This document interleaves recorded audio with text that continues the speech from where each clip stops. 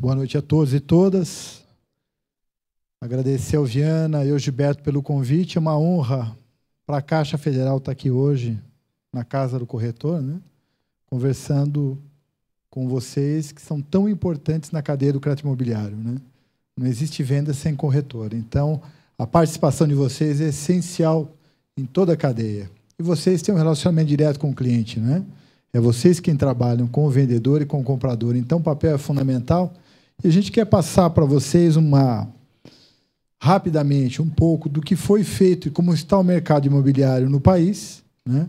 Quais são as principais variáveis que impactam o mercado imobiliário e um pouco também do que a Caixa tem, o que a Caixa fez nesse período, qual a nossa posição do mercado, como é que está a política de melhores taxas que a Caixa vem praticando e o impacto que isso tem tido no mercado imobiliário.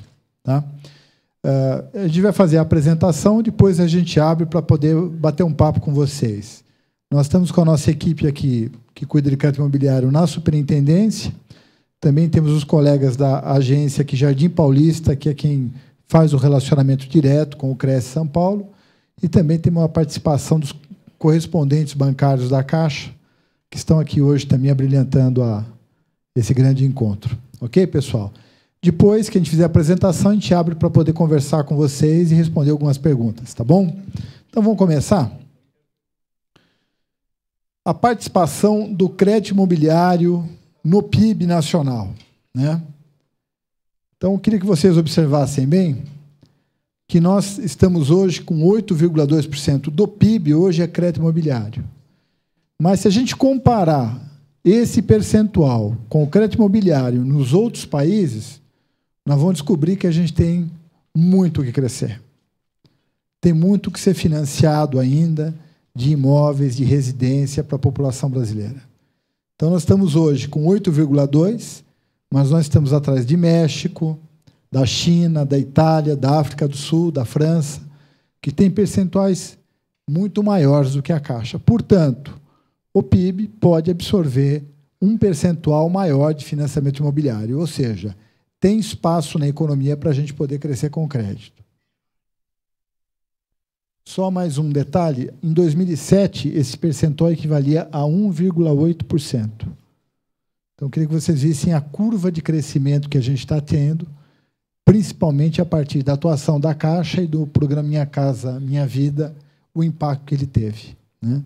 O como nós estamos crescendo na participação do PIB nacional com o crédito imobiliário. Aqui são os saldos de financiamento.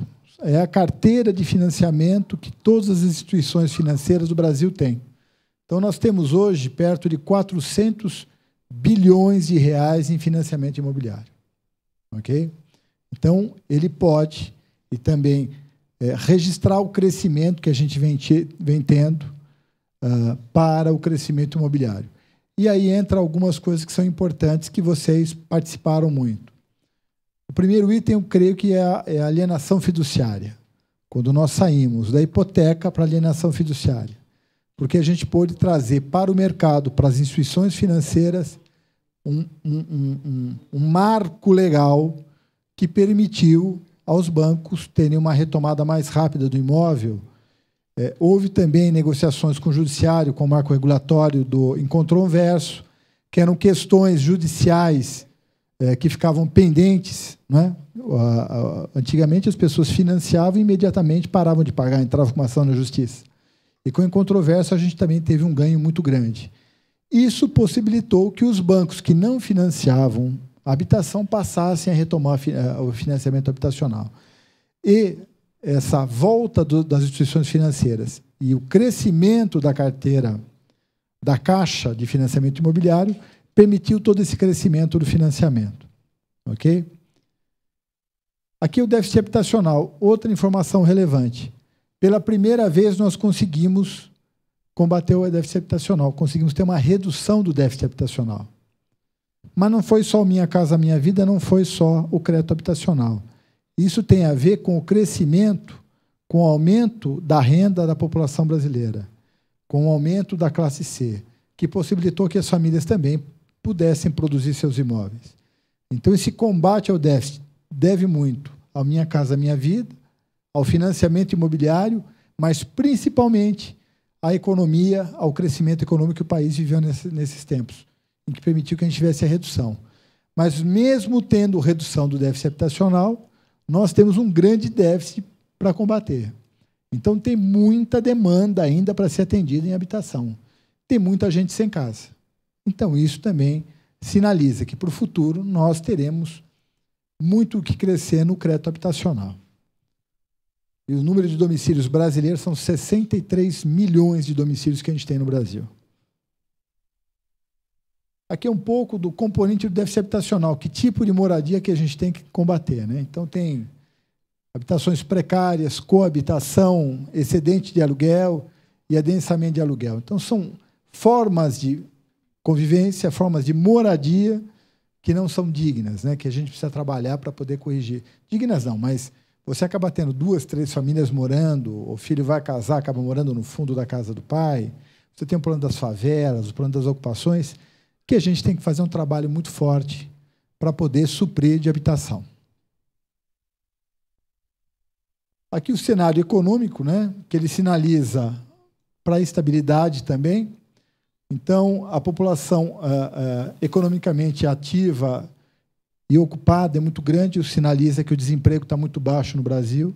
É um dos menores desempregos, desde que foi medido, é o menor desemprego que a gente tem na história.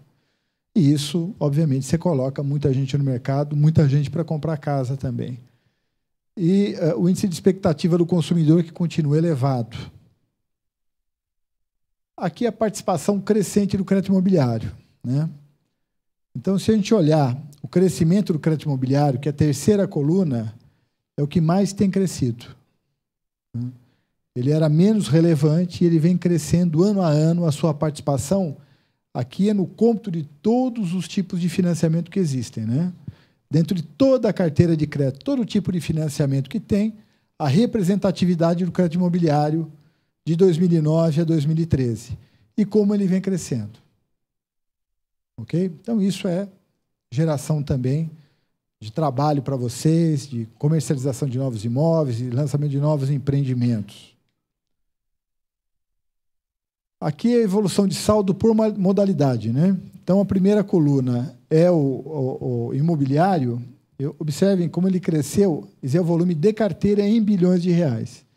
Saiu em 2009 de 99 bilhões de reais de carteira, para hoje é 355 bilhões de reais. É um crescimento bastante grande e por isso que a gente vem ocupando cada vez mais um espaço maior no PIB nacional. Aqui o endividamento das famílias tem se ampliado, né? Mas, se você tirar o crédito imobiliário, você vai ver que o consumo propriamente dito de bens de consumos duráveis, de carro, de eletrodoméstico, esse tipo de financiamento, ele vem permanecendo estável. O que está aumentando é o crédito bom, que é chamado, que é o crédito habitacional, né? O consumo no Brasil começa a dar sinais de muita melhoria, né? O consumidor está mais consciente. Então, o endividamento para a aquisição da casa começa a ter um ritmo maior, um ritmo crescente, e o consumo de bens duráveis passa por uma estabilização. Então, você começa a trocar o crédito para suprir a ausência de uma televisão, a necessidade de uma televisão, uma geladeira, uma máquina de lavar roupa, por um novo tipo de crédito, que é o crédito bom, que gera riqueza, que gera patrimônio, que é o crédito habitacional. E, se vocês observarem, o endividamento das famílias com habitação, que é aquele segundo quadro, ele saiu de 2% e passa para 14,4% da população. Então, é um crescimento também sinalizado aí do financiamento habitacional. E a participação crescente também do crédito imobiliário, nesse gráfico, que é o espaço para crescer em relação a outros países. Aqui é o quadro de endividamento. O anterior que eu mostrei era aquele quadro do PIB, né? O quanto o crédito habitacional era frente ao PIB. Esse é o quadro de endividamento das famílias, percentualmente. Então, a gente vai observar que o Brasil, ao quarto de baixo para cima, é 19,5%, né, enquanto a gente tem países que vão até 140% de endividamento da família. o endividamento, a dívida, o crédito é algo super positivo para as famílias e para a economia. Depende do que ele é usado, né? De como ele é usado. Mas o crédito é fundamental. E ele dá dinamismo na economia. Então, o crédito habitacional é o melhor crédito que existe, porque você faz com que a família tenha sua moradia, ao mesmo tempo ela aumenta o seu patrimônio, porque o bem sempre se valoriza no tempo. E aqui é a contratação da Caixa, né? Aqui é o valor do quanto nós contratamos. Aqui não é a carteira, aqui sim é o que nós contratamos de habitação nos últimos 10 anos. Então, um registro. Nós, em 2003, e quem está mais tempo no mercado lembra bem disso, tempos difíceis, né? Nós financiamos 5 bilhões de reais em habitação na Caixa, sendo que a Caixa era o único banco que financiava a habitação. Então, vamos dar uma olhada no que era o mercado há um pouco mais de 10 anos. 5 bilhões em 2003. Nós chegamos agora, em 2013, contratando 135 bilhões de reais. 5 em 2003, 135 bilhões de reais em 2013. O que nós fazíamos num ano, nós fazemos 2 vezes por mês. Tá? E hoje você tem mais bancos participantes também, né? Só a Caixa faz muito mais do que fazia há 10 anos atrás. E o que é uma notícia que eu acho que é importante para o mercado, importante para vocês. A nossa meta para 2014 é continuar crescendo. Nós queremos chegar a 153 bilhões e meio de crédito em 2014. Então, teremos um crescimento de 12% sobre o que fizemos no ano passado. Então, a gente quer continuar a nossa trajetória de aumento do financiamento imobiliário. Então, para vocês, a notícia é: temos dinheiro, né? Teremos crédito para 2014. Então, vamos ter trabalho em 2014. E uma informação também que eu acho que é relevante, em 2 aspectos. Nós financiávamos muito mais o imóvel usado do que o imóvel novo. E essa tendência hoje tem se igualado. Então, nós estamos aí, em 2013, chegamos a 59% do imóvel usado, individual, e 41% na produção. Os dois são muito importantes, né?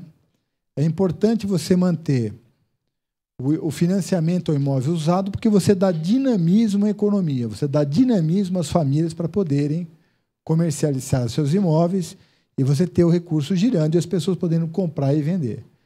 Mas também, para a economia de um modo geral, é muito importante você financiar a produção, porque você gera emprego na construção, né? Você fornece novas unidades habitacionais, você tem toda a cadeia produtiva que é atendida, do cimento, do ferro, do aço, a mão de obra que é ocupada na produção que gera riqueza e gera emprego. Então, esses 2 trabalhos são muito importantes, né? Esses 2 grandes focos que a gente mantém, que é a produção, financiar a produção, mas também manter o mercado do imóvel usado aquecido, porque ele faz com que a produção também seja alavancada. Então, teremos recursos tanto para imóvel usado, quanto para a produção de imóveis novos. Aqui, a inadimplência da carteira. Aqui tem um pouco a ver com aquilo que eu observei com vocês, que é a questão do alienação fiduciária, do patrimônio incontroverso. Também tem a ver com a queda da taxa de juros. Hoje nós temos juros muito menores do que era no passado. Você tem uma taxa de inflação muito menor que era do passado. Você tem o sistema de amortização, que é o saque e sacre, que o cliente tem previsibilidade. Se ele paga a primeira, ele sabe que pagará a última, porque é sempre um decrescente.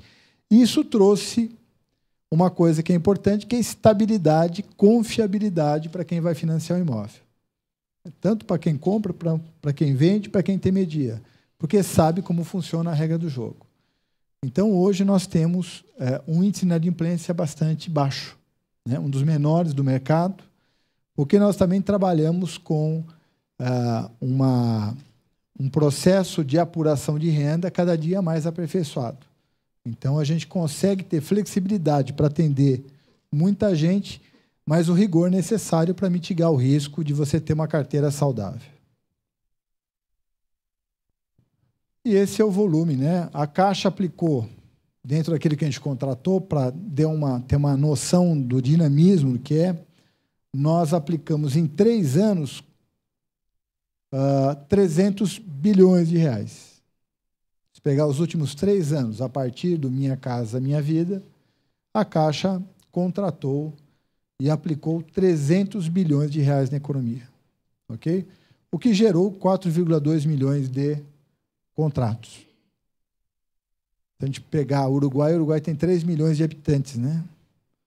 Então, a gente poderia atender uns 10 uruguais aí só com o que a gente produziu de unidades novas e de financiamento habitacional.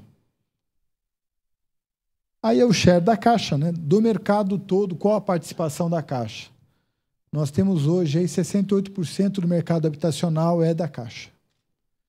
E é um percentual bastante alto. Quer dizer, cada dia é mais difícil você manter esse share, porque os bancos começam também a participar mais do crédito imobiliário, que é um crédito super interessante para uma instituição financeira. Mas a gente vai brigar para manter nosso share. Então, o desafio nosso é continuar contratando mais e mais rápido, para a gente poder manter nossa posição e o nosso share no mercado imobiliário. O nosso perfil da carteira, esse LTV, é o quanto o imóvel vale frente à dívida, né? Qual é o valor do financiamento e qual é o valor do imóvel. Isso é perfil de carteira, ou seja, a média que nós temos na nossa carteira. E aí demonstra a saúde que nossa carteira tem, né?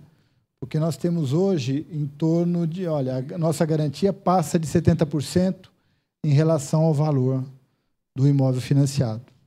Então, o que significa? O imóvel vale 100, tem 70 mil dele financiado. E isso também contribui para uma inadimplência baixa e contribui para uma carteira saudável. Ok, pessoal? Então, isso é um detalhe importante aí que a gente tem, que é o quanto vale o imóvel e o quanto é a dívida desse imóvel. Quando você financia um imóvel, você não financia a totalidade, ou até financia a totalidade. Conforme ele vai pagando, o imóvel mantém ou sobe o valor da dívida cai. A média dos contratos da Caixa está hoje em torno de 70%. Então, para uma dívida de 70, eu tenho 100 de garantia. É essa a proporção. Então, isso é saudável, né? Então, aqui um comparativo que tem a ver com o Fundo de Garantia e SBPE, os dois juntos, né? Então, só para ter uma noção da saúde. E aí entra uma velha discussão que vocês devem ouvir muitos especialistas discutindo sobre bolha imobiliária. Sempre chega alguém que entende de mercado, nunca foi corretor, não é incorporador, mas é um especialista no mercado imobiliário, né? Geralmente, né? E fala que tem uma bolha, né? Tem uma bolha imobiliária, não é bom comprar imóvel, não é? Não é verdade? Não, vamos, cuidado. O que caracteriza uma bolha? Alguns dados que são criticados no nosso modelo. Aumento dos preços dos imóveis, ociosidade de imóveis comerciais, diminuição da demanda e elevada dívida familiar, né? Então, esses 4 pontos são os que eles criticam para justificar uma bolha. E vamos tentar passar para vocês a visão da Caixa. O aumento que a gente teve dos imóveis, e ninguém mais do que vocês sabem, foi uma recomposição de valor, né? Nós tínhamos um mercado imobiliário com pouco financiamento, pouco ativo e, portanto, com valores depreciados.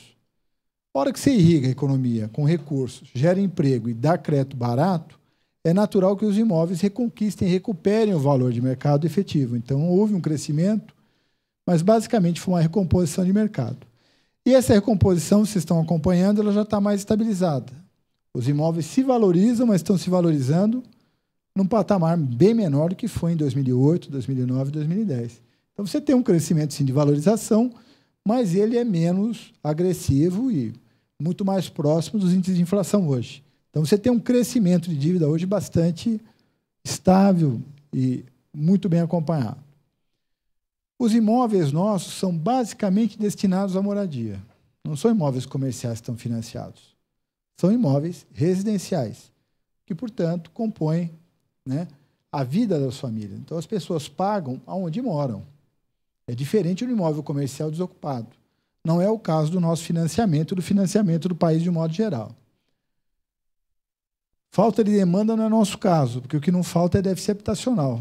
A nossa população não está atendida com habitação ainda. Nós temos quase 6 milhões de famílias que não têm casa própria. Então, a gente tem demanda, sim, para consumir os produtos que estão sendo fornecidos. A baixa relação do crédito PIB. É aquela tabela que eu mostrei para vocês, que a gente tem essa 8,2% do PIB, portanto, o crédito imobiliário, frente a toda a economia, ainda ele é muito pequeno, né? Tem muito que crescer, ele não é tão relevante assim. Os imóveis que são destinados à Minha Casa Minha Vida, portanto, eles contam com subsídio. Na faixa 1 é subsídio quase integral, faixa 2 e 3 você tem subsídio, de até R$27 mil aqui para a capital, e você tem, no mínimo, a redução da taxa de juros e o seguro que foi reduzido. Então, tem prestações que são muito mais palatáveis, muito mais assimiladas pela população. É muito mais fácil para a família poder pagar dentro do Minha Casa Minha Vida. Tanto é que a gente tem uma inadimplência muito baixa, né? E não esquecer que tem um fundo garantidor. O Minha Casa Minha Vida, a grande inovação é o fundo garantidor, né? Que o fundo garantidor, além de reduzir a taxa, a prestação, por conta de substituir o seguro, você não tem um seguro e tem um fundo garantidor, ele também, caso a gente tenha qualquer problema, para faixa 3, a gente tem até 12 meses para incorporar no saldo devedor. E faixa 1, até 36 meses. Então, mesmo que você tenha qualquer tosse aí na economia, você tem garantias sociais, porque você não tiraria uma família de imediato da sua habitação, mas também econômicas, que está previsto em contrato você incorporar essa dívida ao saldo devedor, portanto, num prazo de 12 meses, você tem uma reversão. Então, o nosso modelo é um modelo bastante bem amarrado aí no Minha Casa Minha Vida. O LTV, que eu falei para vocês agora, que é a relação garantia, os nossos imóveis não são superavaliados. Nós não estamos falando que, né, financiou 1 bi para um imóvel que vale 500. Não é isso que nós estamos falando, porque isso ocorreu nos Estados Unidos. As regras de concessão e governança são sólidas no mercado brasileiro, né? Não é fácil tirar um financiamento habitacional. Com certeza, na hora que a gente abrir para conversar, vocês vão falar da burocracia, da demora. Mas essas são as regras de governança que se tem para se fazer um crédito bem feito, né? Um crédito que retorne. A securitização do crédito ainda é incipiente no Brasil. O que vem a ser isso? É que nos Estados Unidos fazia uma hipoteca. Aí esses contratos de hipoteca, eles faziam uma securitização e vendiam para um fundo. Aí esse fundo fazia um novo financiamento. Securitizava. Então você tinha uma escala sobre o mesmo imóvel, você tinha vários financiamentos. Então você tinha uma exacerbação, né? Um grande crescimento de volume de crédito sobre o mesmo imóvel que estava superavaliado. E os correspondentes, aqui não tem nenhuma ofensa a vocês, estão com meros aí, pessoal, mas é no sentido que os correspondentes não são originadores totais do crédito. Nas regras de governança, eles fazem o trabalho, né, de preparar o crédito, mas a decisão de crédito é uma decisão da instituição financeira. Você não faz um crédito que o sistema da Caixa não aprove. Então, a decisão de crédito não é do correspondente, é da instituição financeira. E nos Estados Unidos, não. Os correspondentes eram originadores, de fato, do crédito.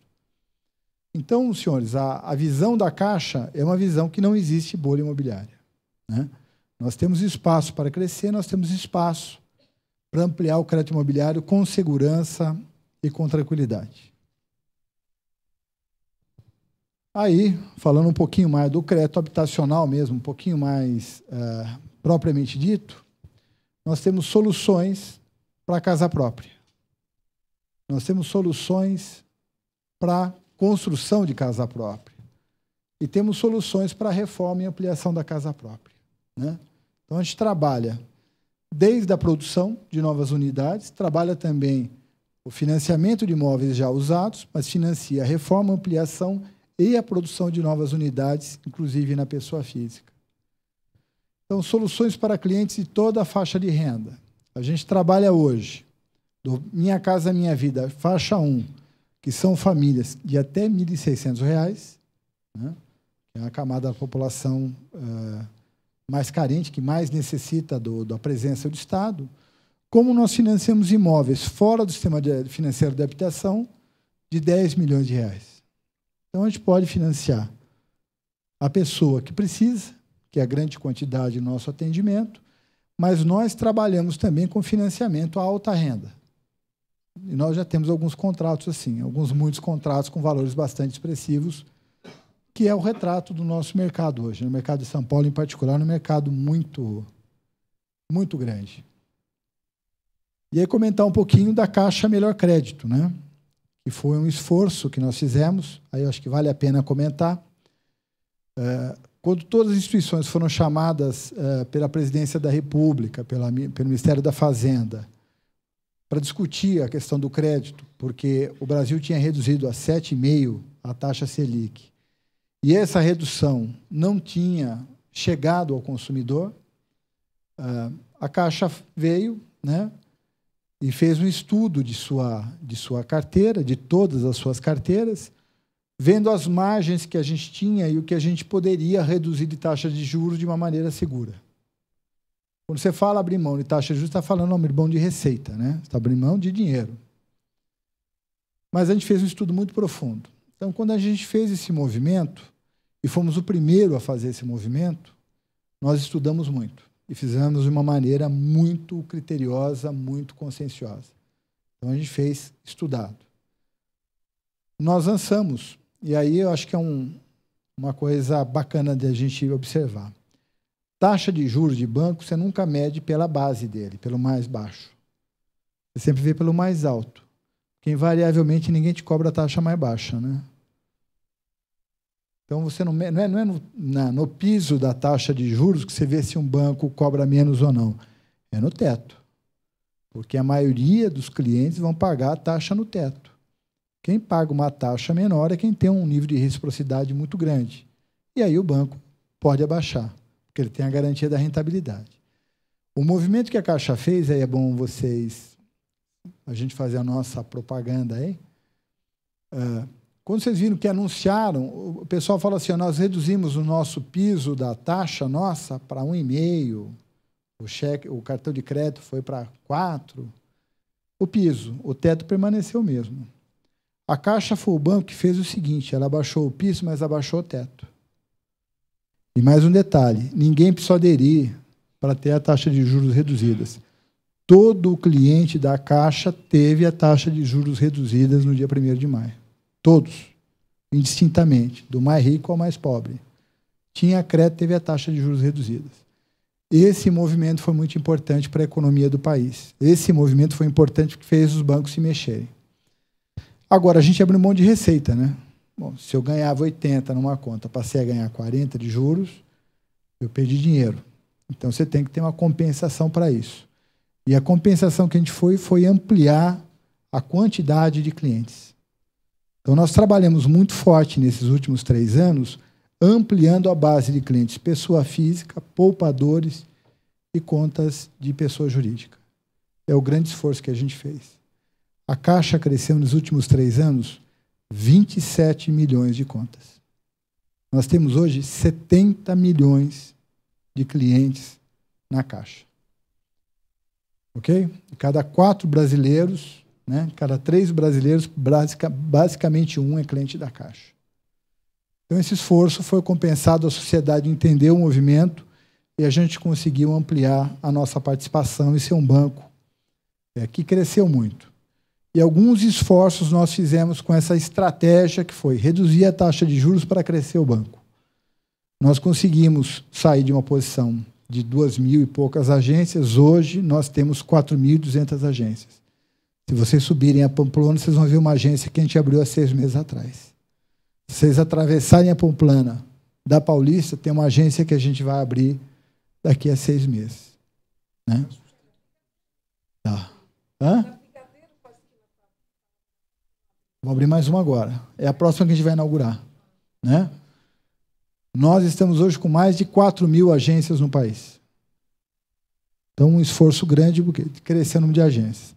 Então, o que eu queria pedir para vocês, quem não tem conta na Caixa, está na hora de ter. Ok? Vocês serão muito bem-vindos. Quem não tem, precisa ter. Agora, quem tem, né? Pode incrementar. Tem que ser vendedor, né?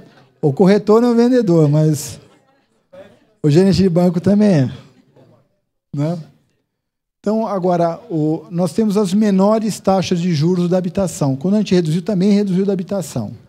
Detalhe, a taxa Selic já subiu. E talvez suba hoje de novo, né? Eu não acompanhei. E nós mantivemos. E até reduzimos a taxa de juros. Porque nós, de uma maneira profissional e preservando a própria Caixa, nós teremos uma política de menor taxa de juros. Essa identidade do Banco da Habitação, do Banco da Poupança, o Banco do Trabalhador e o Banco das Menores Taxas é uma bandeira que a gente quer ser reconhecida. Então, a gente vai continuar brigando para ser o Banco das Menores Taxas.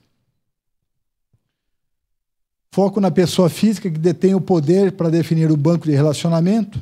Então, dentro da política, teve isso também, de trabalhar a portabilidade de crédito-salário, de trabalhar o atendimento ao cliente. Conta salário mais relacionamento é igual a uma melhor taxa de juros do portfólio. Então, é o seguinte, se o cliente for um cliente total da Caixa, ele pagará menos juros.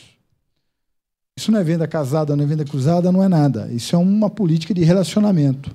Quanto mais relacionamento a gente tiver, eu consigo dar para você uma taxa diferenciada. A gente consegue te atender de uma maneira em que você tenha benefícios.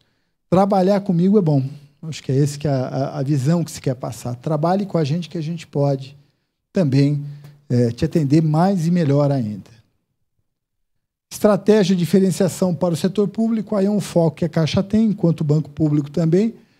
O setor público é um setor que tem muita estabilidade no emprego, estabilidade de salário, portanto, ele também tem um risco menor, e a gente fez uma política diferenciada para o setor público, e a gente também tem muita folha de governos federais, de governos estaduais, prefeituras, então a política é diferenciada. E aí o Casa Paulista tem a ver também com essa estratégia, que a gente é uma das instituições financeiras que dentro do Casa Paulista faz o financiamento e faz o repasse do subsídio do governo do Estado, né? O ingresso, de fato, de forma competitiva via preço nas faixas fora do SFH. E a gente começou a entrar aí no mercado que a gente não entrava tanto. A gente era muito conhecido pelo Fundo e Garantia, por trabalhar o extrato de menor renda da população, e nós precisávamos, para a rentabilidade e para ter uma presença maior num público diferenciado, trabalhar também fora do SFH. Então, nós entramos com taxas menores para poder crescer nossa posição no financiamento fora do SFH. Portanto, se vocês tiverem clientes, né, muito ricos, com imóveis muito caros que queiram financiar, a Caixa está aberta também para esse financiamento. Apague a imagem que a Caixa só trabalha com renda baixa. Nós trabalhamos com a renda menor, gostamos disso, fazemos isso com muito prazer, mas não exclusivamente. Tem espaço para financiamento de valores maiores. Ok? Então, vamos lá. Com as novas taxas de juros, a Caixa continua garantindo as melhores taxas do mercado, né? Então, do SFH, taxa de balcão é 9. Ela reduziu para 8,85. Fora do... Só colocar toda aqui.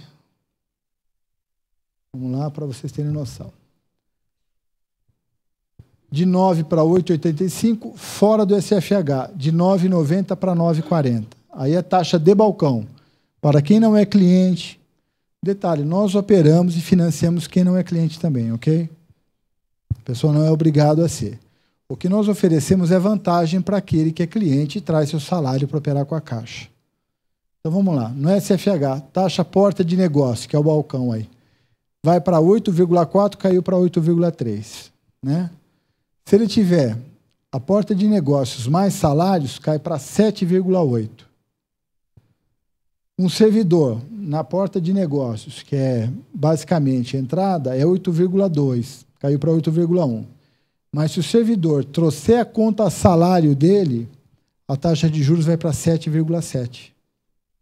Então, é o benefício que a gente traz para quem se torna cliente e para o trabalhador que traz a conta salário para a Caixa, né?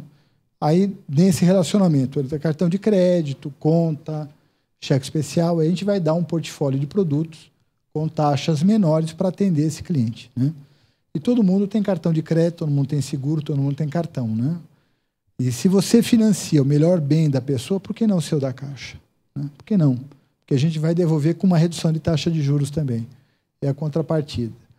Fora do SFH, né? Com a porta de negócio caiu para 8,6, chegando a 8,3 no setor público, com o salário também, ok? Lembrando que fora do SFH em São Paulo é acima de R$750 mil. Não são imóveis de valores. Até R$750 mil em São Paulo está dentro do sistema financeiro da habitação, portanto, tem o servidor público até 7,1 e o cliente normal até 7,8 se trouxer o salário para a Caixa. Ok? A carta de crédito fundo de garantia, que vocês conhecem bem, tem um juro que vai de 4,5 a 8,16 ao ano, né? O prazo vai até 360 meses. A cota, o saque, que é o sistema de amortização crescente. Constante ou crescente o saque? Constante, né? Ele vai até 90% a cota de financiamento. Se for pela Price, que é o sistema francês de amortização, ele vai até 80% a cota de financiamento. Lembrando que o Price era o sistema que a gente tinha no passado, em que a prestação inicial era menor, mas não tinha amortização. Aí a prestação crescia no tempo. E o saque é um sistema que tem uma prestação um pouco maior no começo, mas a prestação decresce no decorrer do tempo. Portanto, ele é mais vantajoso para a família e também é mais seguro para a instituição financeira. Se você pagou a primeira, você terá condições de pagar a última, porque você tem previsibilidade do valor da prestação. O Minha Casa Minha Vida, a gente tem várias modalidades, né? Mas você pode ter aquisição de imóvel novo e aquisição de terreno e construção em terreno próprio. Então, os benefícios de Minha Casa Minha Vida podem ser utilizados, sim, mas sempre que lembrando, Minha Casa Minha Vida foi criado para gerar produção, né? Ele foi feito para a gente fazer casa nova. Então, não sei se o Habite-se ainda é até a partir de 13 de abril. Ainda é, né? Então, continua. Então, os imóveis que podem ser comercializados Minha Casa Minha Vida foram os que foram produzidos a partir de março de 2011. 9. Então, quem quiser construir uma casa, tiver dentro da renda do Minha Casa Minha Vida, tem o terreno, ele pode ser beneficiário do financiamento e do subsídio. Tá? Então, Minha Casa Minha Vida está dentro do fundo de garantia e ele pode ser objeto na produção de imóvel novo ou compra de imóvel novo. A carta de crédito fundo de garantia, modalidades: aquisição de imóvel novo e usado, aquisição de terreno e construção em terreno próprio, conclusão, ampliação ou melhoria da unidade. Ok? O pró-cotista. Pró-cotista é aquele cidadão, né, que tem uma renda maior, não se enquadra para financiamento habitacional, aí ele pode ter com subsídio, né? Então, ele tem um financiamento com delta de taxa de juros, mas também está aberto e a taxa nominal dele é 8,66. Não tem sido muito utilizado porque o SBPE está com uma taxa mais atrativa, 7,7, 7,8. Né? Então, os clientes têm optado por fazer financiamento no SBPE, mas o pró-cotista existe ainda, é uma linha que está aberta. O prazo dele é, no sistema de amortização constante, 360 meses, no Price, 240. A cota no imóvel usado é 80%, né, dentro do imóvel novo, imóvel usado 80%, imóvel novo construção 85%, isso aí é dentro do sistema financeiro da habitação. E, perdão, no sistema, no saque. No Price, a cota é só de 70%. Ok? Bom, aqui esse BPE, operações sem limites, aqui para imóvel residencial, né? O limite aqui, dentro o valor vai até 750 mil aqui em São Paulo, ok? Outras cidades esse valor é menor. A taxa de juros varia de 7,7 a 9,4. 7,7 é o servidor público que porta salário. 7,8, qualquer trabalhador que porte salário e faça o pacote de negócio com a Caixa. Então, essa é a taxa mínima. Se o cliente não quiser operar com a Caixa, só ter o financiamento, a taxa de juros vai para 9,4. Ok? O prazo do saque aí vai até 420 meses e no tabela price é 240 meses. Certo? A cota, 90% no saque e para price a cota é de 70% no SBPE, que é o sistema mais comum aí de financiamento.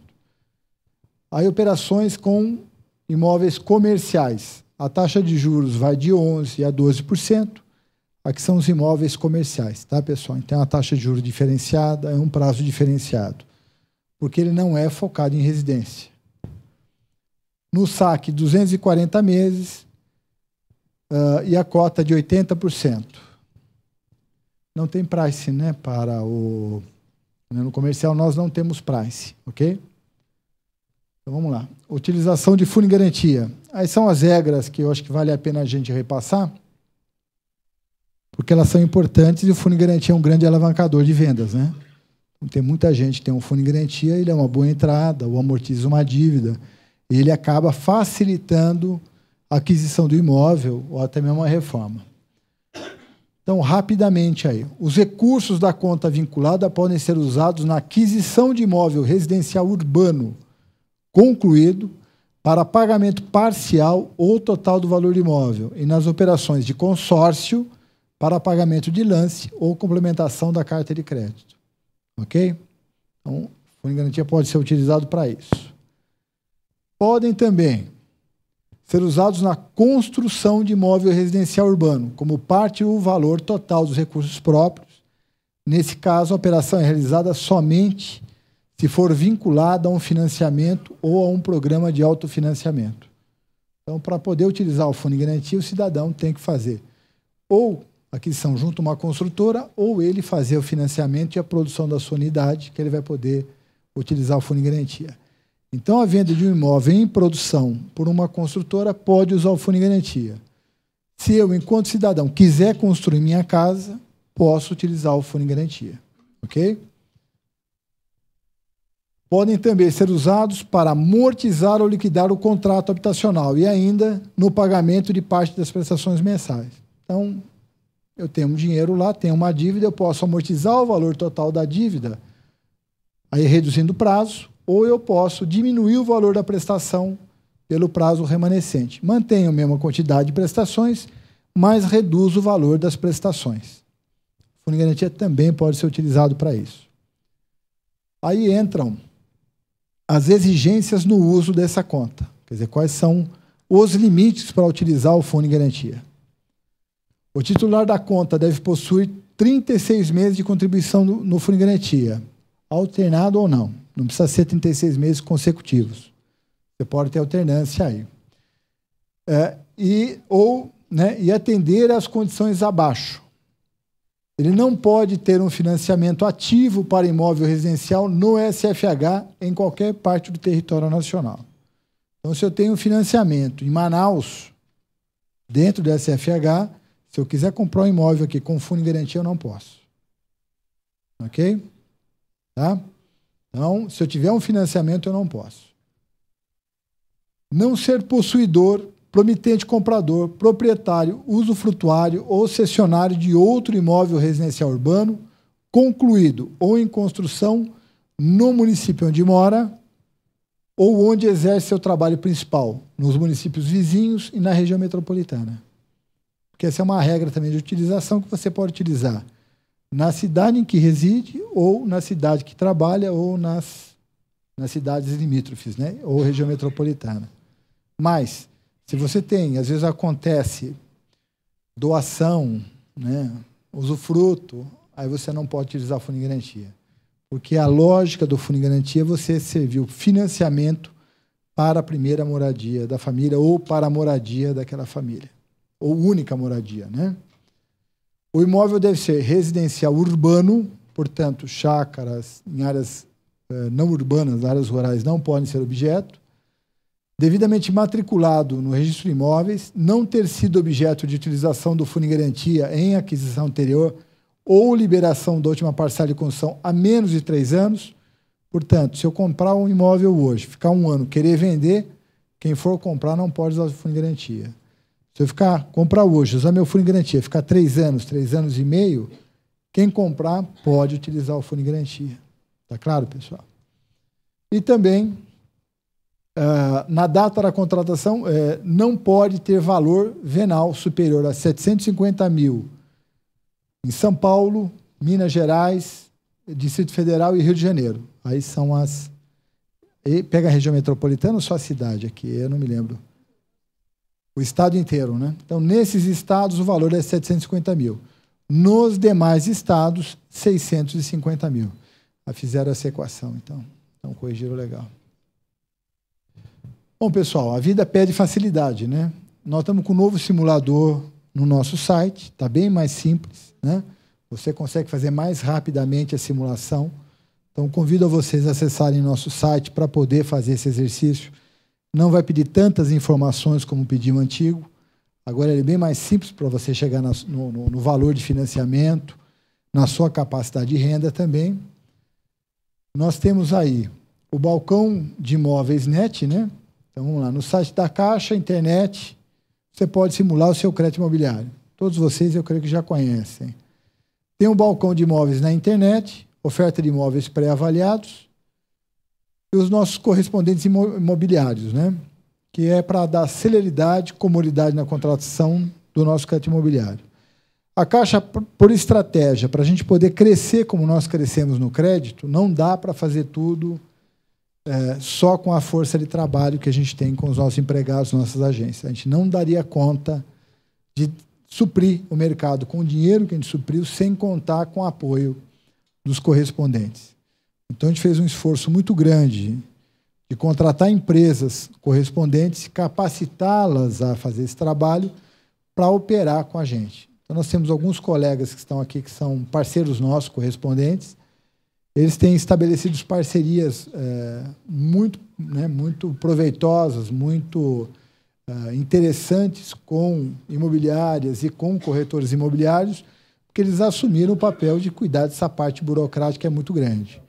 Mas está aberto ainda para novas empresas e novos interessados em serem correspondentes.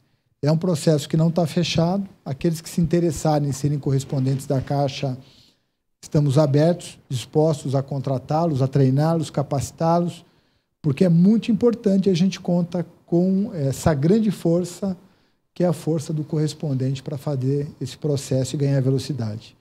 Nós não daríamos conta de chegar a 134 bilhões no ano passado e a 153 esse ano se a gente não pudesse ter a força e o companheirismo dos correspondentes. Então, é uma atividade bastante interessante que a gente está remunerando.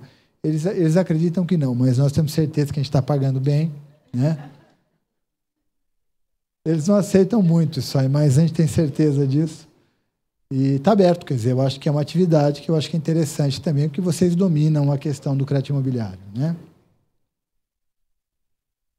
Bom, a vida pede confiança, né? E qual banco as pessoas pensam quando pensam em habitação, né? Que banco eles lembram quando pensam em fazer um financiamento habitacional? Então, a Caixa tem expertise em habitação, né?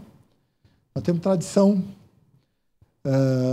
que nós fornecemos assistência técnica em habitação para outros países, quer dizer, a gente tem ajudado aí Venezuela, Cabo Verde, temos mandado equipes nossas para poder capacitar o pessoal para trabalhar em particular com habitação popular, né? Uma política de relacionamento com o cliente, né? Além de oferecer taxas atrativas de juros, nós cobramos também menores taxas de juros em todos os produtos nossos. Então, a gente tem uma política de juros menores e taxas de serviços menores também. Tá? Quando a gente traz o cliente para trabalhar, a gente procura dar a ele o melhor pacote possível que possa atender às suas necessidades. E a liderança do mercado, né? A Caixa aí tem mais de 70% do share do mercado habitacional, do mercado imobiliário, perdão. Aí a notícia do Gilberto, né, Gilberto? Então, já fazer um convite a vocês. O feirão nosso vai ser em São Paulo, dia 2, 3 e 4 de maio. Então, o Gilberto e o Viana estarão representando vocês na nossa frente de honra lá. Nós estamos torcendo para a presidenta Dilma estar aqui também, o governador Alckmin. Então, vamos ver se eles vêm para a abertura do nosso feirão. E o Viana está desde o primeiro, né? Desde 2004. Desde o primeiro. Desde o primeiro, o Viana foi o primeiro parceiro que abraçou a causa, entendeu a importância do feirão. E todos os anos ele está com a gente lá na abertura e podendo falar em nome dos corretores do estado de São Paulo. Então, o feirão vai ser nesses dias. A novidade é que a gente vai fazer o feirão no AMB. Então, a gente brigou esse ano, conseguimos trazer para o AMB. Né? Então, a gente acha que é um ponto mais interessante para a locomoção, para a chegada das pessoas, para todos nós também que vamos trabalhar lá. É mais fácil com metrô, com ônibus, as marginais, estacionamento. Então, a gente tem certeza que vai ter um feirão muito bom esse ano também. A gente tem certeza. Já fechamos todas os estandes, estão todos já lotados, todas as empresas que vão estar expondo já estão definidas. O espaço do Cresce, como sempre, está lá reservado, a nossa parceria está lá. Vai ter Coab, Casa Paulista. Então, a gente vai ter, sim, mais um feirão de sucesso. E a gente conta com a participação de todos, a visita de todos, né? Que vocês estejam lá trabalhando também. E, ao nosso lado, fazendo desse feirão o melhor feirão da nossa história, né? Ok? Cada vez melhor. Bom, pessoal, aqui já vou parar a apresentação por aqui.